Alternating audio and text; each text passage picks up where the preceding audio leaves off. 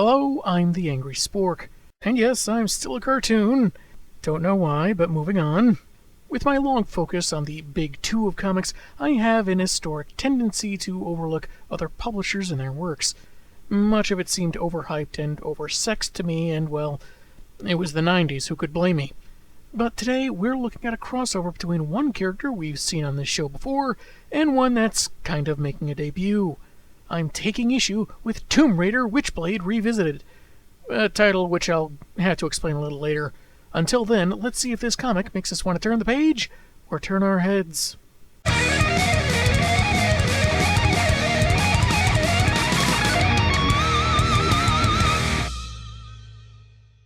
The cover is pretty good. A winged, evil-looking creature in the background, all covered in shadow, with our title heroines in attack mode. Well, Laura's got her weapons drawn, while Sarah's arm is extended like she's reaching for a can of soda. But hey, the Witchblade let her wear a catsuit this time. Maybe she had a nice long talk with the symbiont and convinced it she wasn't a very effective fighter of evil while being largely naked and constantly cold. Written by Michael Turner, also on pencils, and joined on art by Joe Weems, Jonathan D. Smith, and Robin Spahar, we begin with a little setup, first about our main characters. Sarah Pazzini, a cop that believes in humane justice but keeps facing incidents beyond the judicial system's capacity, and thus she uses the Witchblade. While Laura Croft, a rich archaeologist that survived the plane crash that killed her parents, has since eschewed the quiet life in favor of death-defying adventure. And when she comes face to face with a menace to society, she's not afraid to hand out 9mm justice. An adrenaline junkie doling out vigilante-style punishment on the side, a very common trait among researchers. On the same page we have some words from Detective Pazzini, how she joined the force, not simply because of family connections, but because she believes in preserving justice, wanting to be one of the good guys. While she has issues with using negative reinforcement, fines in some cases, execution in more extreme ones, she admits that not all crooks would just stop their activities with a stern talking to, especially when crime can be so lucrative. However, what scares her most are the types of people not held back by a set of rules, like law enforcement is supposed to. People who, if pushed far enough, will be so driven by vengeance that consequences have no meaning. Revenge! In fairness, Brucey here is more an exception than the rule. We begin with Sarah's narration about a 911 call. An elderly woman reported what appeared to be a domestic disturbance. It wasn't. It was, in fact, Lobsterfest. Despite the lack of sound effects or screaming shown on panel, she's certain the wife is about to kill her husband. As the operator asks her to elaborate what's going on, Mr. Scarponi crashes through the wall, held by an enormous winged creature. If that's his wife, I bet a Victoria's Secret commercial came on and she thought he was watching a bit too closely. That's when Laura busts in, hits jump, left, and fire at the same time to shoot the monster and evade its attacks. Sarah's narration mentions that it's less a domestic disturbance and more like something out of the X-Files, which just so happens to be playing in a couple's apartment. And just as the guy is criticizing his girlfriend's or wife's enjoyment of such an unbelievable program, naturally the monster has to bust through the door, followed by Laura guns a-blazing. It jumps out of the building and then flies away. And I'm aware this whole thing was done as a joke, and it's fine, but could we get these people to look more than just slightly concerned and mildly surprised? Well, that's more his expression. She looks more quizzical yet hopeful somehow. I mean, a scaly demon thing just traipsed through their home. Gag or not, that should warrant a much more disturbed reaction.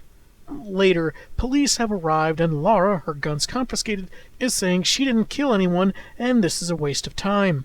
Yeah, it's not like it's illegal for someone to open fire in a residential building or anything, right?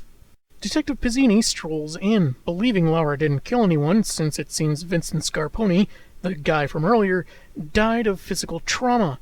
However, there is the question of why the old woman who called 911 is in the hospital from shock, and why two witnesses say an Amazon woman was firing her Uzis while running after some dragon-like creature, and hopes Croft can shed some light on the matter. Hey, if Wonder Woman just happened to be barreling through the apartment complex, it's got nothing to do with me. Later, at, I assume, the police station, some hippie-looking guy that...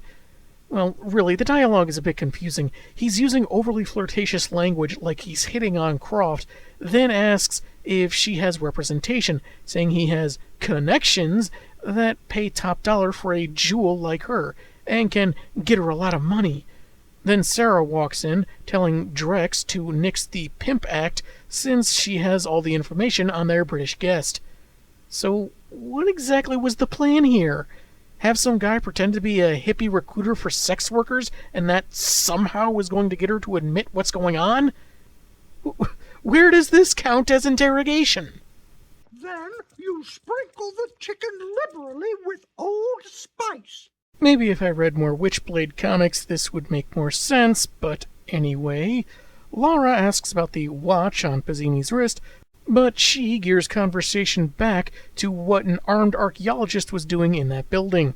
Laura says she was trying to save Scarponi and his family, and that's when Sarah tosses some pictures of said family.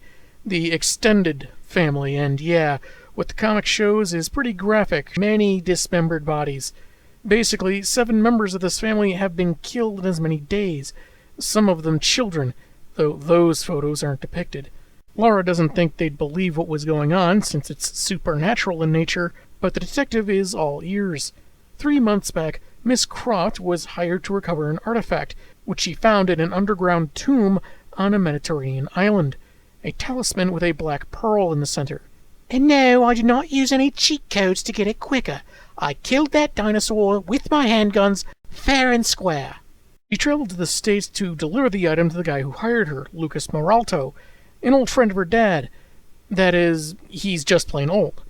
Specifically 90 years old and dying, initially claiming that the Black Pearl was a wellspring of immortality, and that was a fine enough fantasy for the raider to humor. Then he explained his true motive, revenge. Oh, there's nothing like revenge for getting back at people. I don't know, vengeance is pretty good. Many years back, his family, then involved in organized crime, were at war with another such family, the Scarponis. But when their conflict nearly killed everyone on both sides, a truce was called. The families lost their power, and they moved on to legitimate businesses. But old Lucas didn't want to forget, and since he apparently laid out his entire plan to the gun-toting adventurer, Croft tried taking the talisman back. But that made things worse, as it broke in half and brought about the winged demon. The enchantment of no-take-backsies was clearly in effect. Having played a part in freeing the demon, Laura feels it's her duty to end it before it kills any more of the Scarponi family. Surprisingly, Sarah not only believes her, but insists on joining the mission. It's either that or Croft remains in custody with Creeper Hippie.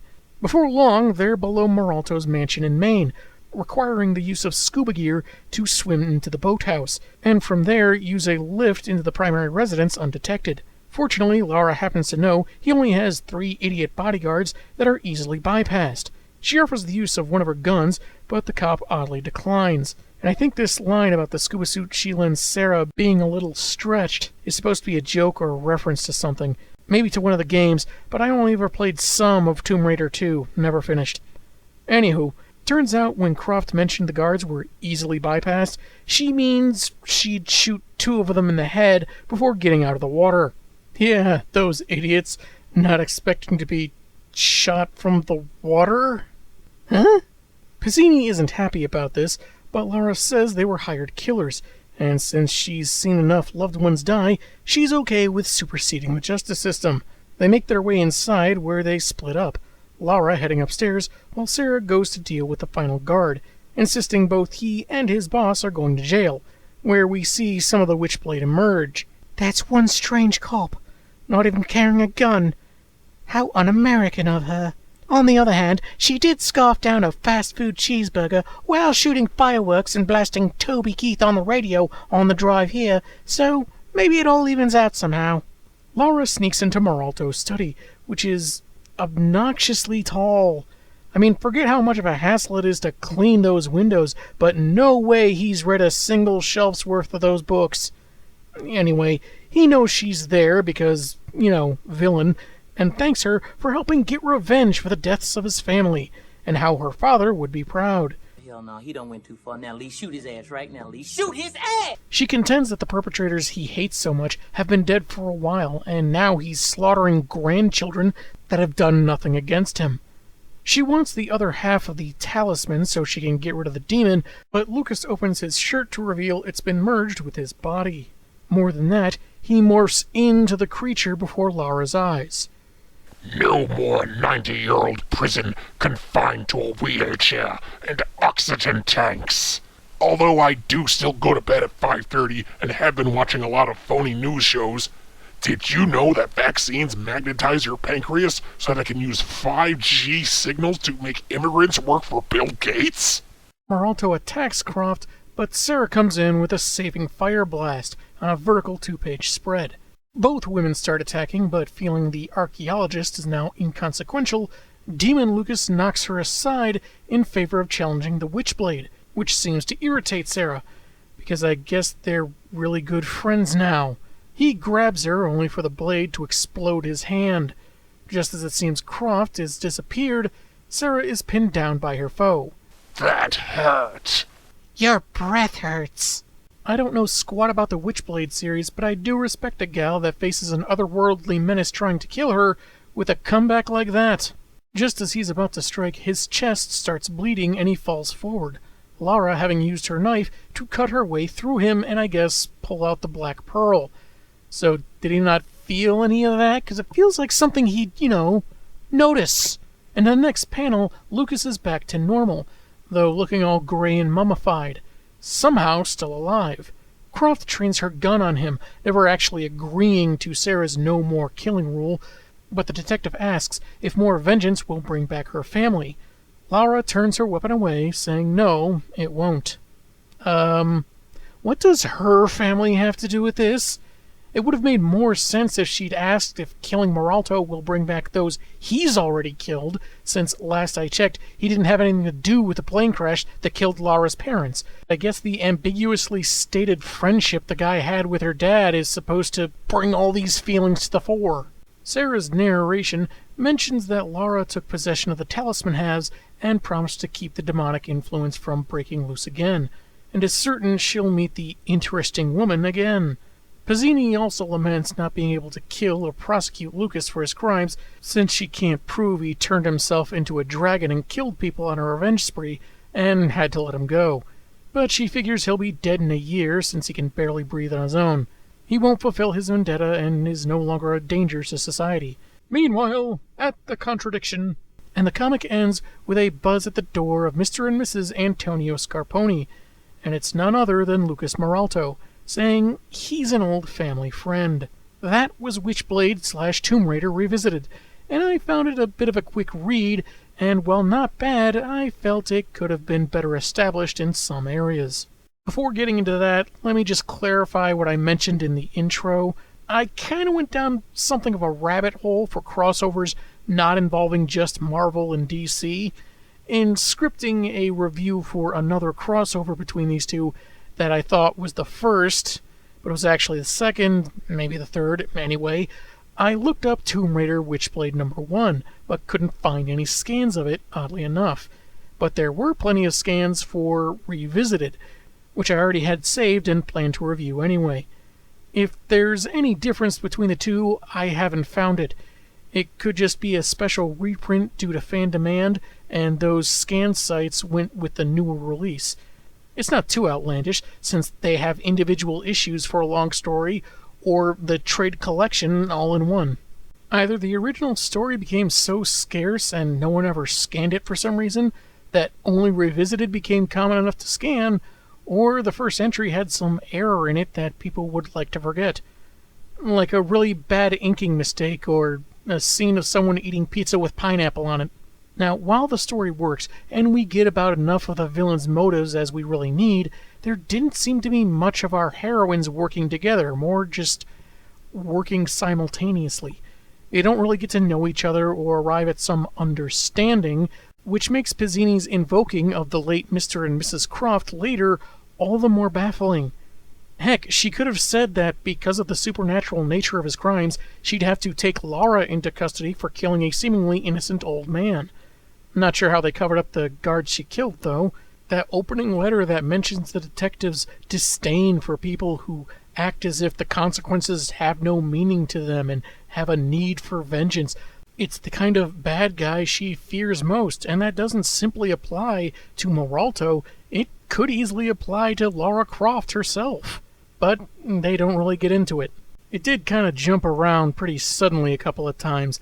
First when the pair's just at the seaside mansion, and then after defeating Moralto, after an unknown amount of time has passed, and the previously desiccated-looking dude looks just fine, back on his feet and continuing his revenge. For a transcript of this episode, write to... What was the point? In care of your local station. But hey, maybe he didn't kill that family. Maybe he just, asked if their refrigerator was running and then took off. I read that the original comic was 32 pages, so either Revisited cut some stuff out for whatever reason, or the rest were more pin-ups and sketches or something. I like the art just fine, not nearly as suggestive or fan-servicey as I was expecting, and the dragon design was pretty cool, though there were a couple of times, particularly with Moralto, that the line work got so excessive that he looked less like an elderly man and more like someone whose skin was cracking because it was made of ceramic. So while this didn't exactly wow me, I can't say it was a terrible read, just maybe not for someone that wasn't really into the Tomb Raider games or Witchblade comic. Though rest assured, there's more of this matchup where this came from. There should be. I certainly remember seeing a lot of advertisements of those two together in the comics that I was buying at the time. I'm the Angry Spork, and man, have I got issues.